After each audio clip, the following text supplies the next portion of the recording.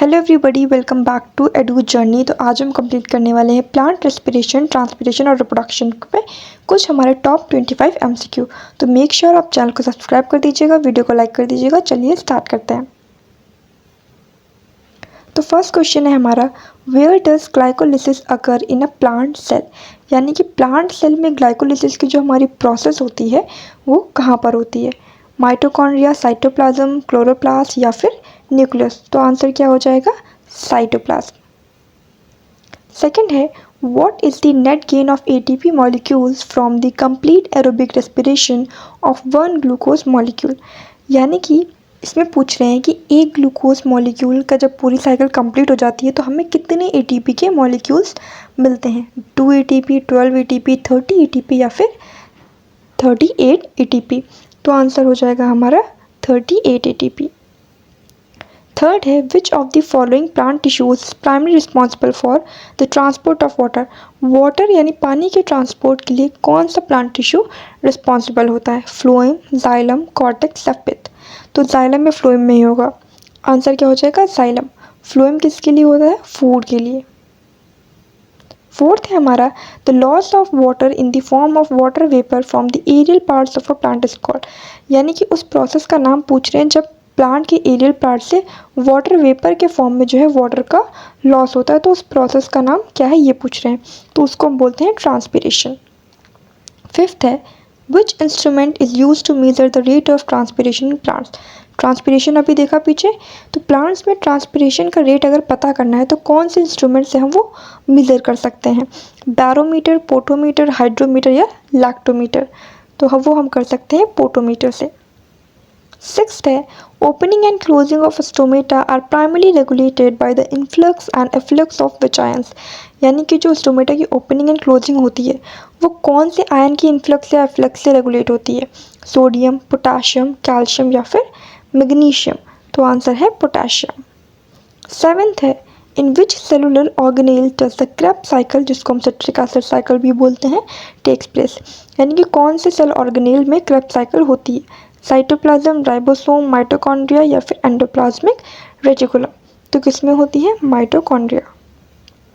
Eighth है, what is the respiratory quotient for carbohydrates. NCERT में अलग अलग चीज़ों के लिए आरक्यू दिया हुआ था, तो यहाँ पर कार्बोहाइड्रेट्स के लिए पूछ रहे हैं, तो आंसर क्या हो जाएगा? उसके लिए 1 होता है। नाइन्थ है, विच of the following is the correct outermost innermost sequence of floral holes in a typical flower. तो किसी भी फ्लावर में बाहर से अंदर की तरफ का सीक्वेंस पूछ रहे हैं। पहला है calyx, Corolla, gynoecium, androecium, Corolla, calyx, androecium, gynoecium, calyx, Corolla, androecium, gynoecium, androecium, gynoecium, calyx, Corolla. तो इसका आंसर हो जाएगा सी, कैलेक्स, फिर कोरोला, फिर एंड्रोशियम, फिर गायनोशियम। तो कैलेक्स क्या होता है? सेपल। कोरोला क्या होता है? पेटल। एंड्रोशियम हमारा मेल रिप्रोडक्टिव पार्ट, गायनोशियम हमारा फीमेल रिप्रोडक्टिव पार्ट। 10th है, the male reproductive organ of a flower is called. तो देखो अभी बताया, पिस्टिल, स्टामन, सेपल, पेटल। तो इसका हो जाएगा स्टामन। एंड्रोशियम को हम स्टामन भी बोलते हैं। After fertilization the ovary of a flower develops into which of the following. Fertilization के बाद फ्लावर की जो ओवरी होती है वो किस में डेवलप हो जाती है? सीड, फ्रूट, फ्लावर बड या फिर स्टेम। तो किस में डेवलप होती है? फ्रूट में। The transfer of pollen grains from the anther to stigma of the same or another flower of the same plant is called। यानी कि एक ही प्लांट में अगर pollen grains का आपस में ट्रांसफ़र हो रहा है तो उसको क्या बोलते हैं? Cross pollination, self pollination, fertilization या फिर जर्मिनेशन। तो आंसर क्या हो जाएगा? इसको बोलते हैं सेल्फ पॉलिनेशन। अगर अलग अलग प्लांट्स के बीच में pollen grain का ट्रांसफ़र हो रहा है तो क्रॉस पॉलिनेशन। 13th है, pollination by bats is known as. तो जो बैट्स होते हैं जब वो पॉलिनेट करेंगे तो क्या बोलेंगे? ऑर्निथोफिली, एंटोमोफिली, चैरोटेरोफिली या फिर एनिमोफिली। एनिमोफिली तो देखो विंड के लिए होता है, एंटोमोफिली हमारा इंसेक्ट्स के लिए होता है। तो आंसर क्या हो जाएगा? चैरोटेरोफिली। What is the ploidy of the primary endosperm nucleus formed during double fertilization in angiosperm। तो डबल फर्टिलाइजेशन का रिजल्ट जो होता है हमें पता है प्राइमरी एंडोस्पर्म न्यूक्लियस होता है, उसकी प्लॉइडी पूछ रहे हैं। हैप्लॉइड, डिप्लॉइड, ट्रिप्लॉइड या टेट्राप्लॉइड। तो क्या होता है? वो ट्रिप्लॉइड होता है। The phenomena of the development of an embryo without fertilization is called. तो एम्ब्रियो का डेवलपमेंट हो रहा है पर बिना फर्टिलाइजेशन के, तो उस प्रोसेस को क्या बोलते हैं? पार्थेनोजेनेसिस, एपोमिक्सिस, सिनगामी या फिर पॉलीएम्ब्रियोनी। तो आंसर क्या हो जाएगा हमारा? उसको हम बोलते हैं parthenogenesis. Which part of the seed stores food for the developing embryo in the dicot seed?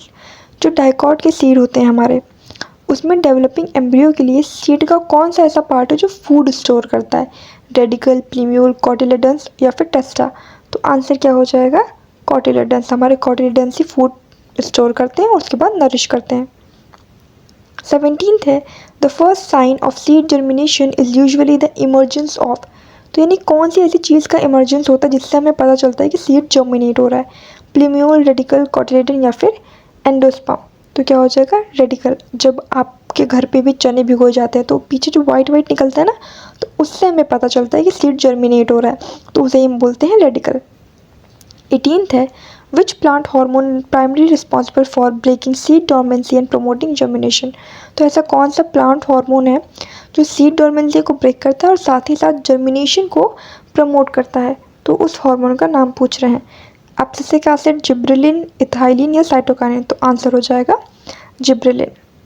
19th है, wind pollination is commonly refer to as. देखो ये अभी पहले भी बताया था, हाइड्रोफिली, एनिमोफिली, एंटीमोफिली या जूफिली। तो आंसर क्या हो जाएगा? एनिमोफिली।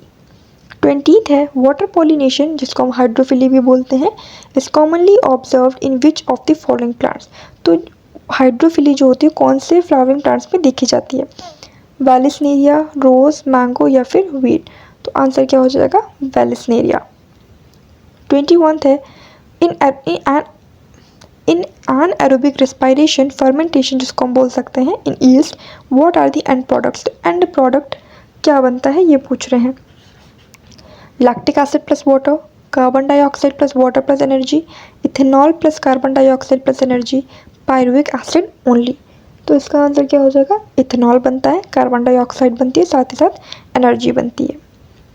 22nd है, which structural feature in leaves help to minimise excessive water loss through transpiration during dry conditions. तो ऐसा कौन सा फीचर होता है हमारे प्लांट का जिससे ट्रांसपिरेशन कम होता है, यानी कि वाटर का लॉस कम होता है? Thick cuticle, large stomatal pores, thin epidermis या फिर हाई इंटरसेलुलर स्पेसेस। तो इसका आंसर हो जाएगा थिक क्यूटिकल। इसकी वजह से ट्रांसपिरेशन कम होता है। 23rd है, what is the process called where seeds germinate while still attached to the parent plant commonly seen in mangroves? तो ऐसा कौन सा प्रोसेस होता है जब सीड जो है पेरेंट प्लांट से अटैच्ड है पर फिर भी वो जर्मिनेट करता है, जिसको हम मैंग्रोव्स में देखते हैं? तो उस प्रोसेस का नाम पूछ रहे हैं। विविपेरी, ओविपेरी, पार्थेनोकार्पी या फिर एपोमेक्सिस। तो इसका आंसर हो जाएगा, इसको हम बोलते हैं विविपेरी। 24th है, double fertilization is a unique characteristic feature of which plant group. तो डबल फर्टिलाइजेशन किस प्लांट ग्रुप का यूनिक फीचर होता है? जिम्नोस्पर्म, एंजियोस्पर्म, टेरिडोफाइट्स या ब्रायोफाइट्स। तो ये एंजियोस्पर्म्स का, जिसमें फ्लावर्स होते हैं जिन प्लांट्स में, उसका यूनिक फीचर होता है। लास्ट क्वेश्चन है, which enzyme is critically responsible for fixing CO2 in C3 plants during dark reaction. Dark reaction के दौरान C3 प्लांट्स में CO2 का फिक्सिंग करने के लिए कौन रिस्पॉन्सिबल होता है? हेक्सोकाइनेस, रिबोस्को, अमाइलेज या फिर लाइपेस। तो ये हो जाएगा रिबोस्को। तो ये थे आपके टॉप 25 MCQ। मेक श्योर आप चैनल को सब्सक्राइब कर देना, वीडियो को लाइक कर देना। मिलते हैं नेक्स्ट वीडियो में। Thanks for watching.